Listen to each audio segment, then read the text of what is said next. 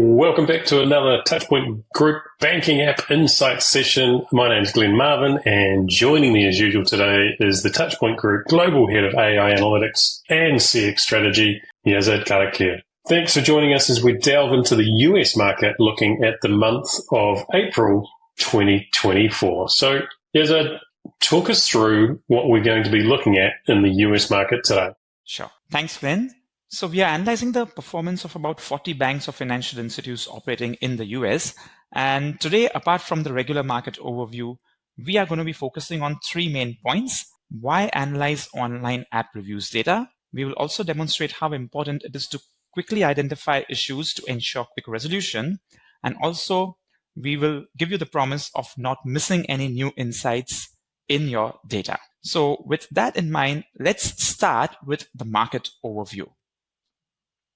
So here on my screen, I have a few prominent banks operating in the US market, and the numbers that we are looking at on the screen it's the engaged customer score. So it's based on all the online app reviews received on Google Play and App Store.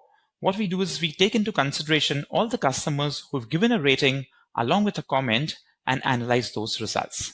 It helps us understand why certain customers have rated certain banks the way they have. So with that in mind, let's take a quick look at how some of these banks have performed. So starting with Citibank, we can see that Citibank has been a consistently high performer over here with an engaged customer score just above 4.5. Following Citi, we have closely, that's the next one is Bank of America. So Bank of America has also been relatively consistent throughout this time period with an engaged customer score in the range of 4 to 4.5, and they're not very far away behind Citi.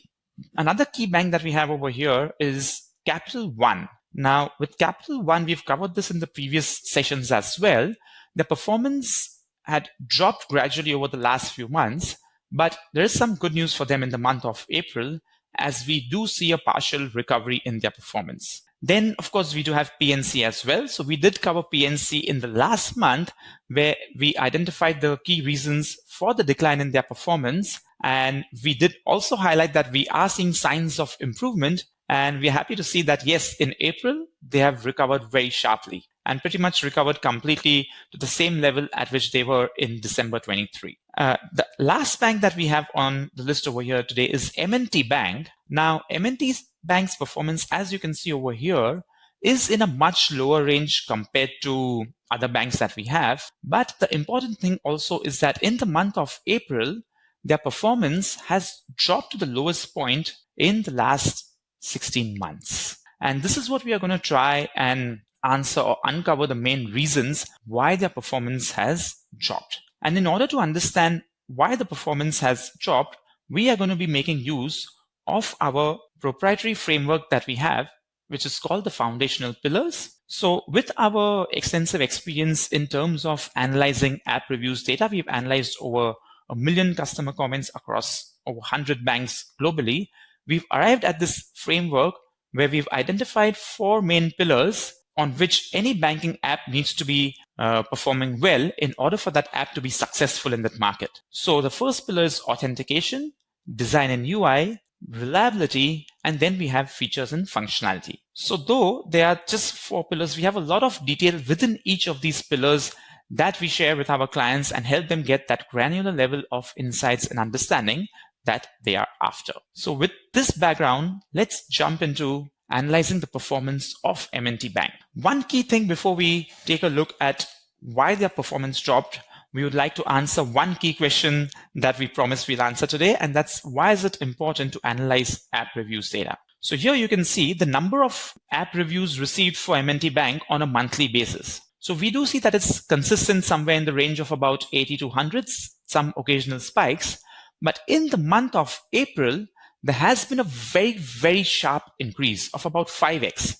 So it was 132 in March, the number of reviews they received, and it jumped straight to 631 in the month of April, which is the first indicator telling us that there is something going on over here, and we need to look at that in more detail. So let's take a look at their performance. So here on my screen, this blue line is indicating how they've performed over the last 6 months. So we can see that in the month of Jan, they were at 2.7, dropped to 2.1 in Feb, improved to 2.5 in March, and then dropped sharply to 1.5 in the month of April. So on the left-hand side over here, I do have my 4 foundational pillars that we very briefly spoke about a few moments back. And the numbers that we are seeing over here are pain points, which means that any customers who fall under these categories here are highlighting negative experiences with their banking app. So an example would be that in the month of April, about 77% customers of M&T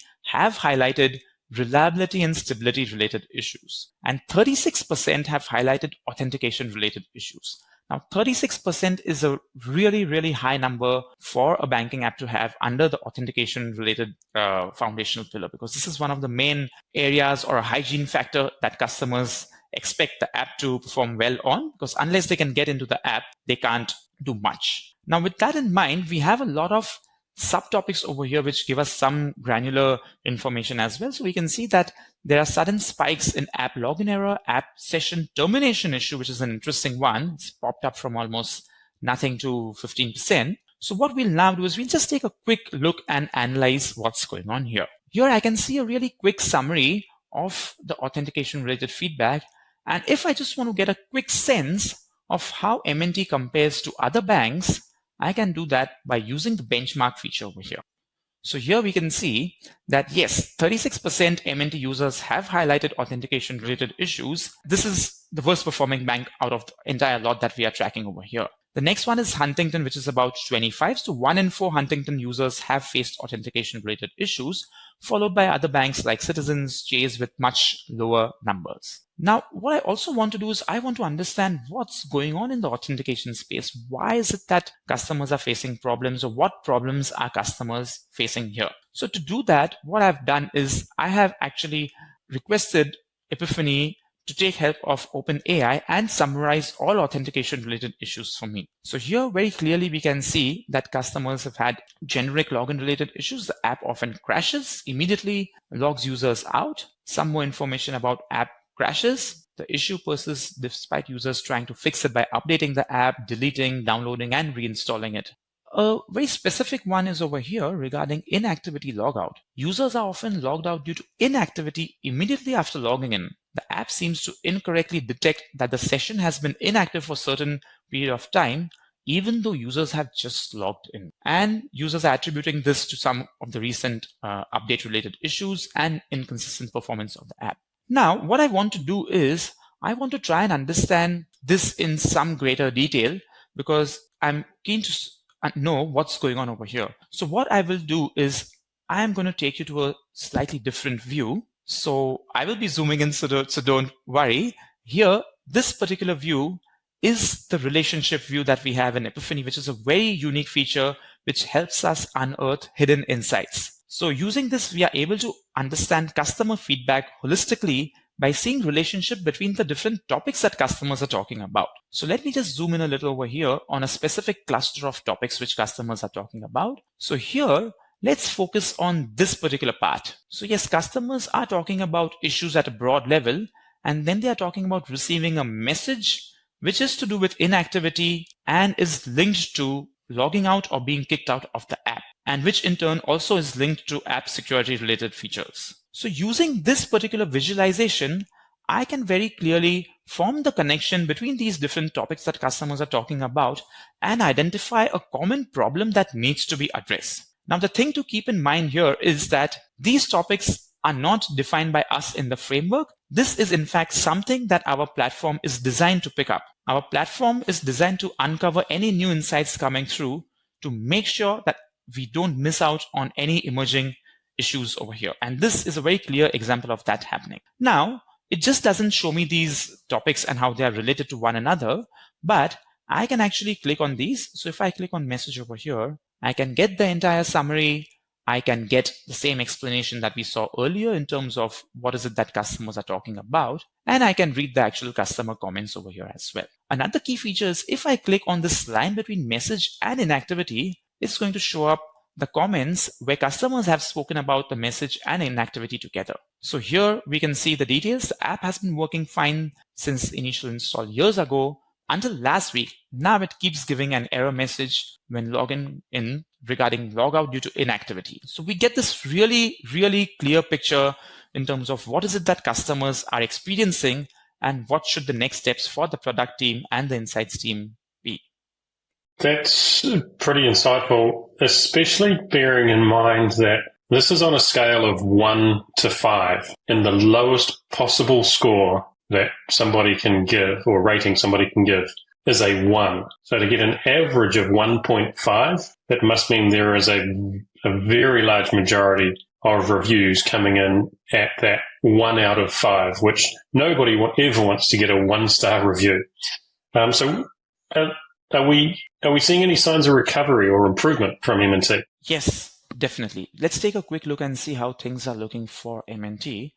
So here what I have on this screen is the number of reviews coming through daily for M&T.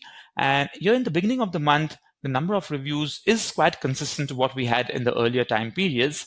But then we did see the spike, which it starts spiking around 4th, 5th April, and it continues to spike. The peak, of course, is around 23rd April when we received about 23rd, and in fact, even around 19th April when we received about 50 reviews in a single day for M&T, which has not happened in the past. But towards the end of the month, we can see this tapering down as well and returning to a similar level as it was in the past. So this does indicate that things are returning to normal, but in terms of actual performance, we'll really need to wait and see next month and track and see if it has improved from 1.5 to anything better than that. So as you rightly pointed out, Glenn, 1.5 is really, really low. And right now we are looking at this retrospectively.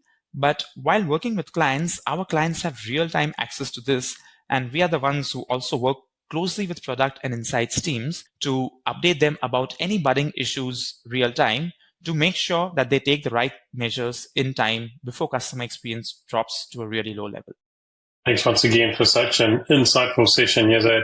And if you'd like us to take a look at your banking app, feel free to reach out and we can organize a one-on-one and give you a no obligation walk through the platform and even benchmark you against some of your competition.